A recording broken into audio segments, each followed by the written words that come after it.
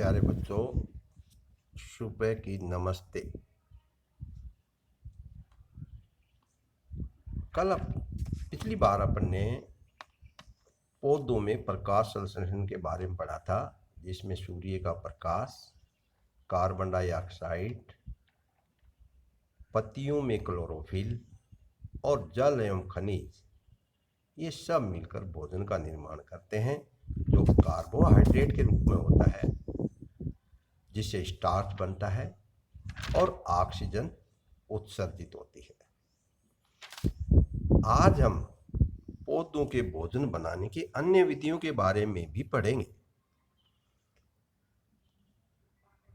आपने गीली दीवारों पर तालाब अथवा ठहरे हुए जलाशय में हरे अवपंखी काई जैसे पादप देखे होंगे। ये सामान्यतः कुछ जीवों की वृद्धि के कारण बनते हैं, जिन्हें हम साल कहते हैं। क्या आप कल्पना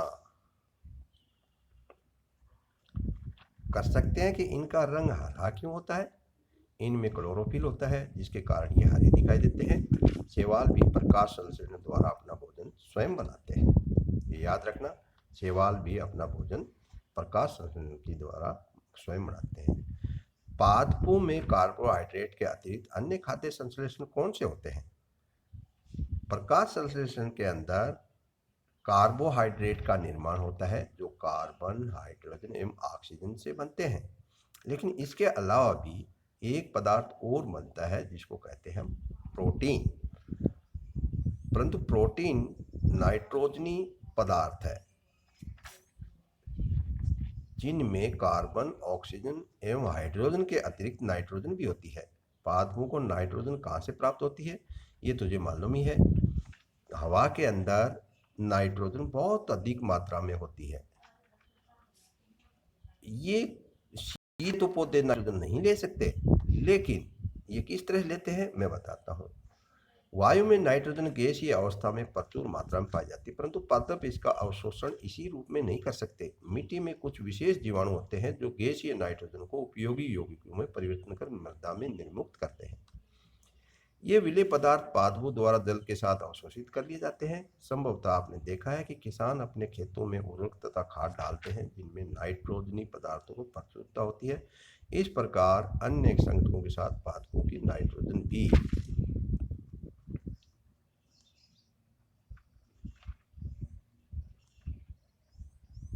मांग की पूर्ति हो जाती है। इसके पश्चात पादप खाद्य के अन्य संगठनों जैसे कि प्रोटीन, वसा का संश्लेषण भी करते हैं। इसमें वसा का संश्लेषण कार्बोहाइड्रेट, प्रोटीन और वसा का संश्लेषण भी करते हैं। पादपों में पोषण की अन्य विधियां जो आज अपन पढ़ेंगे, जिसमें कुछ पादप पौधे ऐसे भी हैं जिनमें क्लोरोफिल नहीं पाया जाता है। ये भोजन संश्लेषित नहीं कर सकते। वे कैसे जीवित रहते हैं तथा वे पोषक किस प्रकार प्राप्त करते हैं? मनुष्य एवं अन्य प्राणियों की तरह ये पादप भी अपने पोषण के लिए अन्य पादपों द्वारा निर्मित खाद्य पर निर्मित होते हैं। ये विषम पोषी प्रणाली का उपयोग करते हैं। ये चित्र देखिए आप, ये चित्र है, इसमें कोई पेड़ है, इसके ऊपर कोई बेल है पीले कलर की, जिसको हम अमर बेल कहते हैं। ये इसमें चित्र 1.5 को ध्यान से देखिए। क्या आपको एक वृक्ष के तने एवं शाखाओं से लिपटी रस्सी नुमा पीले रंग की संरचना दिखाई देती है? ये अमर बेल का पादप है। इसमें क्लोरोफिल नहीं होता है। ये अपना भोजन उस पादप से प्राप्त करते हैं जिस पर ये आरोपित होते हैं। वह पादप परपोषी कहलाता है, क्योंकि अमर बेल जैसे पादप परपोषी को अमूल्य पोषकों से वंचित करते हैं, अतः इन्हें परजीवी कहते हैं। क्या हम एवं अन्य जंतु, ये देखिए, ये पौधा है जिसके ऊपर अम्ल बेल फैली हुई है, पूरा बड़ा पौधा है। पूरा भोजन ये अम्ल बेल इसी पौधे से प्राप्त करती है, परपोषी पादप का अम्ल बेल। तो देखिए, यहाँ दो बातें आती हैं, एक परजीवी, एक परपोषी। यहाँ जो मुख्य पेड़ है वो परपोषी है, और जो इसके ऊपर अम्ल बेल है ये परजीवी कहलाती है। भी एक प्रकार के परजीवी। आपको इस पर विचार करना चाहिए, अपने अध्यापक से इस पर चर्चा कीजिए। पहली जानना चाहती है, क्या हमारा रक्त चूसने वाले मच्छर, खटमल, जू एवं जीव जैसे जीव भी परजीवी होते हैं? बिल्कुल, ये परजीवी होते हैं। क्योंकि ये अपने ऊपर ही जीवित रहते हैं। क्या आपने ऐसे पादपों को देखा है, उनके विषय में सुना जो जंतुओं का भक्षण करते हैं? कुछ ऐसे पादप भी हैं जो कीटों को पकड़ते हैं तथा उन्हें पचा जाते हैं। क्या यह विस्मयकारी नहीं है? ऐसे पौधे हरे व अन्य किसी रंग के हो सकते हैं। ये चित्र देखिए, इसमें ये चित्र है, ये घट के आकार का चित्र है, जिसमें जिसे देव ने आंतरिक भाग है। पत्ते का शीर्ष भाग घड़े का ढक्कन बनाया जाता है। घड़े के अंदर एक अन्य होते हैं जो नीचे की ओर ढकते रहते हैं, अर्थात अधोमुखी होते हैं। जब कोई कीट घड़े में प्रवेश करता है तो यह उसके रोमू, ये देखिए ये पौधा है पूरा, ये पिक्चर प्लांट भी कहलाता है इसको।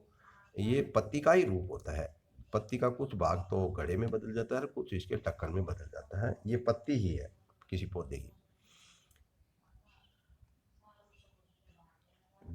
बीज फंस जाता है घड़े में उपस्थित पाचक, वो जो कीट जो जाता है वो इनके रोमों के बीच में फंस जाता है। रोम जो होते हैं इसमें, घड़े में उपस्थित पाचक रस इन कीटों का पाचन हो जाता है। कीटों का भक्षण करने वाले ऐसे पादप कीट भक्षी पादप कहलाते हैं।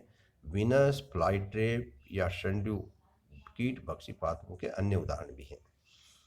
इसी प्रकार ये वो जो कहता है परमित है, यदि घट परिणित हरा होता है तो प्रकाश संश्लेषण संपादित करता है, तो यह कीटों को भक्षण क्यों करता है? क्या यह संभव है कि इस प्रकार के पादपों को मृदा से वे सभी पोषक नहीं मिल पाते जिनकी उन्हें आवश्यकता है? बिल्कुल भी होता है। मृतजीवी, ये मृतजीवी पौधे कौन से होते हैं? आपने बाजार में छत्रक मशरूम बिकते देखे होंगे। चित्र 1.7 देखिए, ये चित्र 1.7 ये रहा। ये देखिए ये मशरूम है, ये थैली में पैक होते हैं और ये किसी सड़े के लिए टिकेट जो पेड़ पौधों के पड़े हुए उनके ऊपर ये देखो मशरूम उगा हुआ है, ये देखिए आप। तो इसमें जब वर्षा के दिनों में वृक्षों की सड़ी गली टूटी टहनियों तथा तनों एवं छाल पर छाते के समान संरचनाओं के गुच्छे भी आपने देखे होंगे। आइए देखें जीवन यापन हेतु इसी प्रकार के पोषकों की आवश्यकता होती है और उन्हें कहाँ से प्राप्त किया जा सकता है। वो जो जानना चाहता है कि ये जीव अपना भोजन किस प्रकार प्राप्त करते हैं, इनमें प्राणियों के समान मुख नहीं होता, ये हमारे पादपों के समान भी नहीं होते, इनमें क्लोरोफिल अनुपस्थित होता है, तो ये प्रकाश संश्लेषण द्वारा भोजन का संश्लेषण नहीं कर सकते। इसमें क्लोरोफिल नहीं होता, इसलिए ये अपना भोजन स्वयं नहीं बना सकते। इसमें ये देखिए, ये ब्रेड डबल रोटी का एक टुकड़ा लेकर इसे जल में भिगो लें। इसे पोषण स्थान 2-3 दिन के लिए रख दीजिए अथवा उस समय तक रखा रहने दीजिए जब तक कि उस पर रोए जैसी संरचना दिखाई देने लगे। ये धब्बे किस रंग के हैं? किसी आवर्धक लेंस अथवा सूक्ष्मदर्शी की सहायता इनका अवलोकन कीजिए। अपने प्रेक्षणों को नोटबुक में लिखिए। बहुत संभव है कि आपको रुई के दागों की समान संरचनाएं दिखाई पड़े। यह जीव कवक या फंजाई कहलाते हैं। इनकी पोषण प्रणाली अथवा पोषण विधि भिन्न प्रकार की होती है। ये मृत व विघटनकारी सड़ने वाले वस्तुओं जीव पदार्थों की सतह पर कुछ पाचक रसों का स्राव करते हैं तथा उसे साधारण व विलेय के रूप में परिवर्तित कर देते हैं। तत्पश्चात ये विलेन का भोजन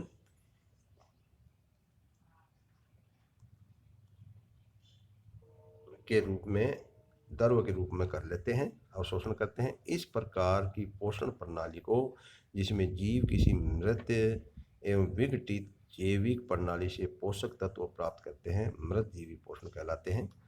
मृतजीवी पोषण प्रणाली का उपयोग करने वाले जीव मृतजीवी कहलाते हैं। ये मैंने काटा नहीं है, ये मैंने इसको हाईलाइट नहीं कर, हाईलाइट तो एक जैसा होता था इसलिए मैंने रेड लाइन से कर दिया। ये कटा हुआ नहीं है, इसको मृतजीवी किसे कहते हैं वो इसमें लिखा हुआ है।